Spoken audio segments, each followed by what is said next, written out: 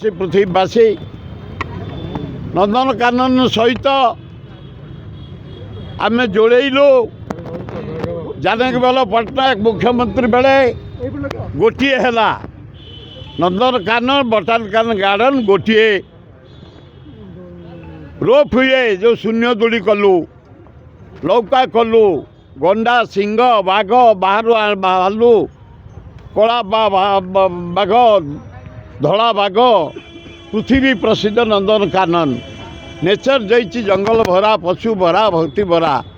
ଆଉ ସେଠେଇ ବଟାନିକାଲ ଗାର୍ଡେନରେ ଆମେ ସବୁ ବର୍ଷ ପଙ୍ଗତ କରିକି ଆସିଛୁ। ନୂଆ ବର୍ଷରେ 25ରେ ଆମେ 4 ତାରିଖରେ ଡାକି ଦେଇଛୁ ସମସ୍ତଙ୍କୁ। ସରକାର କହୁଛି ତୁମେ ସେଠି କରିପାରିବନି। ଦୁଃଖଦାୟକ ଘଟଣା। ପଙ୍ଗତ ହେଉଛି ଆମେ ସରକାର ନିୟମ ମାନିବୁ, ସେଇଠି କରିବୁ, ସେ ବାଉଣ୍ଡରୀ ବାହାରେ କରିବୁ, ଟେଣ୍ଟ ପକେଇ କରିବୁ। ପଙ୍ଗତ ଘୋଷଣା ଦେଇଛୁ ଆମ ବଟାନିକାଲ ଗାର୍ଡେନ, ଆମ ନନ୍ଦନକାନନ, ଆମ ଅଞ୍ଚଳବାସୀ ଆମେ ତାକୁ ତିଆରି କରିଛୁ ହରେକୃଷ୍ଣ ମହତାଙ୍କ ନେତୃତ୍ୱରେ। ତୁମେ ବନ୍ଦ କରିଦେବ ଆମ ପଙ୍ଗତ? ଆମେ 4 ତାରିଖ ତ ସାମାଜିକ ବନ୍ଧୁମାନେ ବନ୍ଦ କଲେ ମଧ୍ୟ ତାରି ସାମ୍ନାରେ ଟେଣ୍ଟ ପକେଇ କରାଯିବ। ଆମ ପଙ୍ଗତକୁ କେହି ରୋକିପାରିବେନି। ମୁଁ ଜାଣେ ନା, ମୁଁ ଜାଣେ ନା।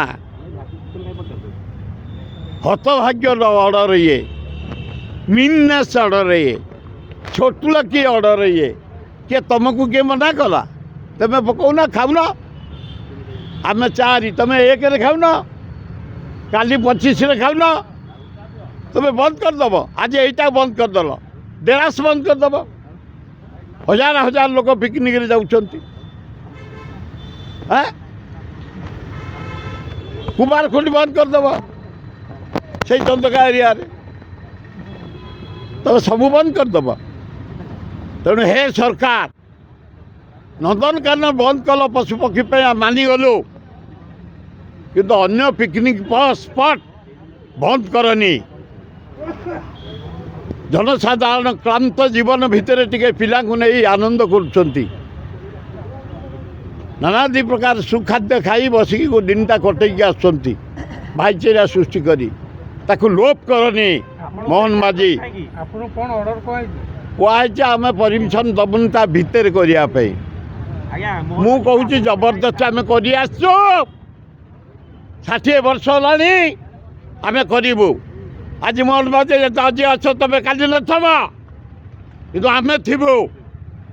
ଆମ ବଟାନିକାଲ, ଆମ ନନ୍ଦନକାନନ, ଆମ ପଶୁପକ୍ଷୀ ସେ ତାର ଡେଭଲପମେଣ୍ଟ ଆମେ କରିଛୁ। ରୋପ୍ ହୁଏ, ଟ୍ରେନ୍, ମୁଁ ତାର ପ୍ରତିନିଧି ହିସାବରେ 6 ଥର ବିଧାୟକ ତାର ଡେଭଲପ୍ କରିଛୁ। ତୁମେ ପଙ୍ଗତଟାକୁ ବନ୍ଦ କରିଦେବ? ଅସମ୍ଭବ। କିଛି ନହେଲେ ସେଇ ବଟାନିକାଲ ଗାର୍ଡେନ ଆଗରେ ଟେଣ୍ଟ କରିକିରି 4 ତାରିଖ ଯେଉଁ 11ଟା ସମସ୍ତଙ୍କୁ ନିମନ୍ତ୍ରଣ ଆସିବେ। ଦ୍ୱିତୀୟ, ଏ କାଢୁଆ